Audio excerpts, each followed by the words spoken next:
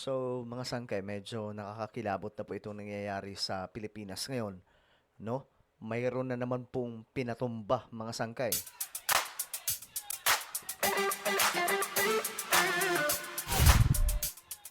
Yo guys, what's up? This is me. I'm back for another vlog today. Kamusta po kayo mga kababayan?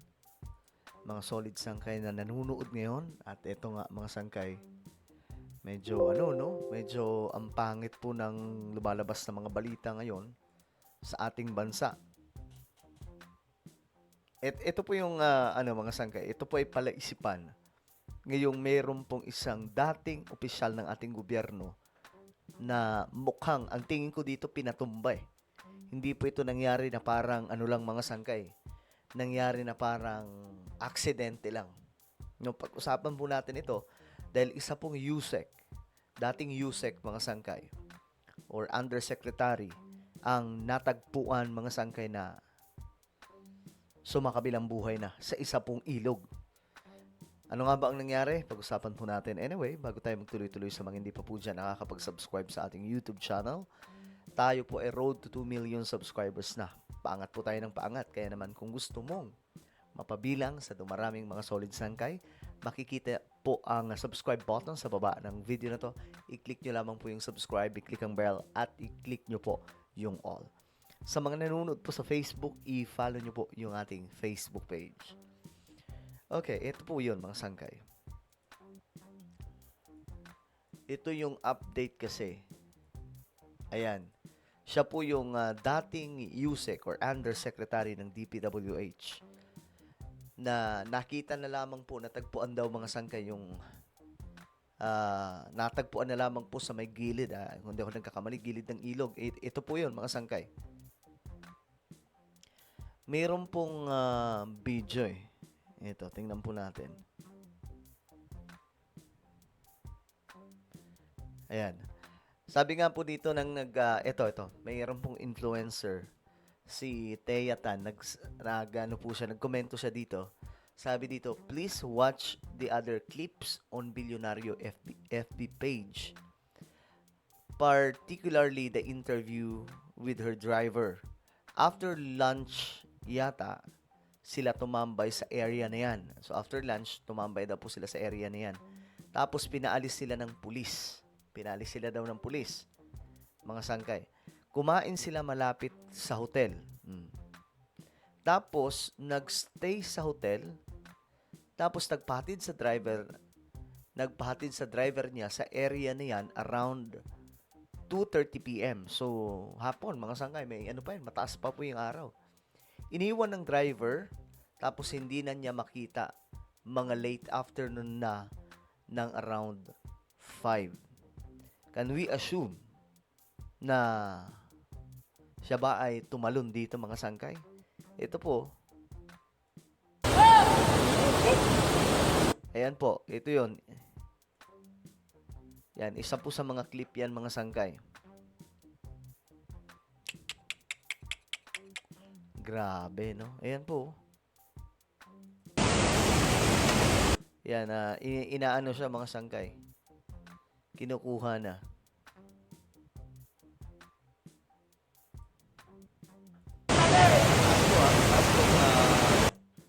Mataas tong bangin. Ayan, oh. Oh my goodness. Nakakakilabot itong pangyayari. Ay, naku po. Ayan, mga sangkay. Yan po yung clip.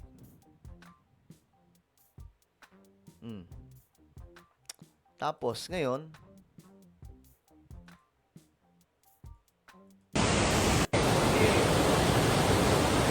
ang tanong dito mga sangkay, sino ba ang USEC na ito? Ito yung information. Siya po ay si USEC Catalina Cabral. Sabi, siya daw po ay nahulog mga sangkay dyan. Yan po ay sa Cannon Road, sa Benguet. Ayon po ito sa Benguet Police Provincial Office.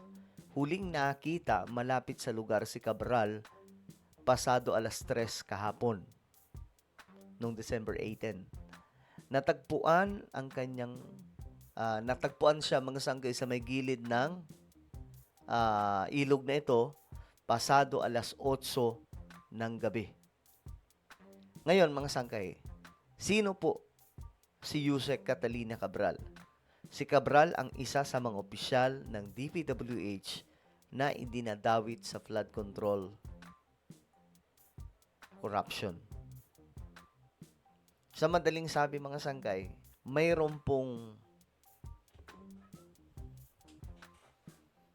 siyang kinalaman di umano o mayroon po siyang alam sa korupsyon sa DPWH.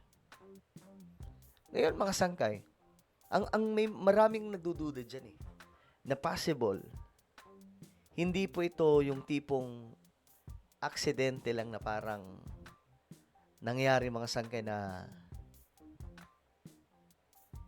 hindi po sinasadya. May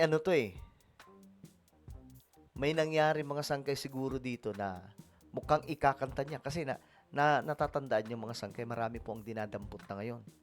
'Di ba? Nakaraan lang, kagabi nga lang, mga sangkay, 'di ba?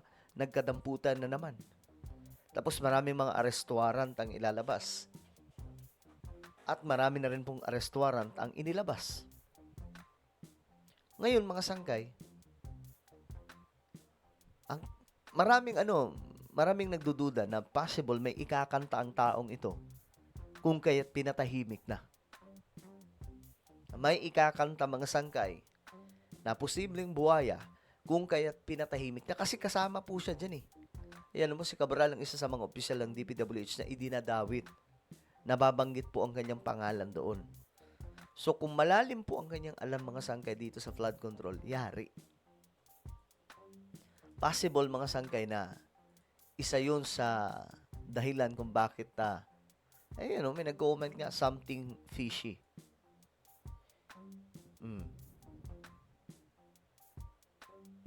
It is conceivable that she was experiencing profound moral distress, accompanied by a belief that prospects for resolution were fading and that exposure was imminent, resulting in a narrowed perception of available alternatives. So, kanya-kanyang mga sangkay. Ito. Kaya dapat hanggat makapagsabi pa ng katotohanan na isabihin na, wag hintayin na patahimikin ka para makaligtas sila. I remember Angelo Reyes. I'm sure pinatumba para wag kumanta kung sino ang mastermind. So, ito po yung komento ngayon ng taong bayan. Nagdududa sila. Kaya yung mga dyan, yung mga dadadawit, magsalita na kayo. I-all out nyo na. Sabihin nyo na kahit sino pang hari yan ng Pilipinas, itutumba kayo niyan kung hindi kayo magsasalita. I mean, itutumba kayo, uunahan kayong ipatumba ng mga yan bago kayo makapagsalita. O kahit hindi ka magsalita, ipapatumba ka pa rin yan. Kasi nga, iisipin nila na ilalaglag mo pa rin sila bandang dulo. So ngayon pa lang din, mag-voice out ka. Ilabas ninyo yan. Lahat ng mga involved dito, ilabas nyo na bago pa mahuli ang lahat. Diba? Nahulog o sinadya? Sabi ng isa dito nag-comment. Nakakaduda lang talaga. Stress kaayo. To protect the wealth, kailangan ng sacrifice. Version ng driver, nakakaduda. Sabi nang nag-comment. Sayang ang buhay kung hindi nagamit sa mabuting paraan. Kaya mga sangkay, masyadong kailangan matapos to ni BBM, itong pagpapakulong sa lahat ng mga hurap. Kailangan matapos po talaga ito kasi, guys, malalim po ang ugat nitong korupsyon. Kita nyo, mga sangkay, may mga pinapatumba para lang hindi makapagsalita. Ibig sabihin, organisado itong mga to. Malalim ang mga nito, mga sangkay, ang ugat. Kung kaya't may mga gano'n na po silang mga pamamaraan. Well, kayo, ano po ang inyong opinion tungkol dyan? Sa tingin nyo ba, hindi po sinasadya ang pangyayari or meron pong gumawa para malinis ang kanyang pangalan? comment down below. Meron po tayong YouTube channel, Sangka Revelation. Hanapin nyo po ito ngayon sa YouTube. Kapag nakita nyo na, i-click nyo po yung subscribe, i-click ang bell, at i-click nyo po yung all. Ako na po ay magpapaalam. Mag-iingat pong lahat. God bless everyone.